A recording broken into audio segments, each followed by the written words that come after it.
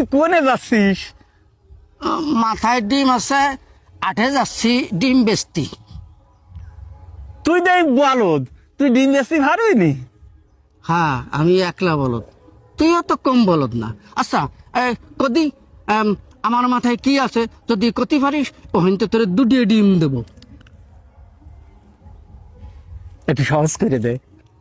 ও, সাহস করে দেবো।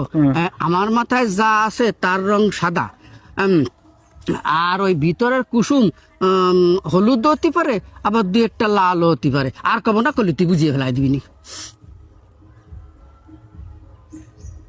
লেবু লেবু।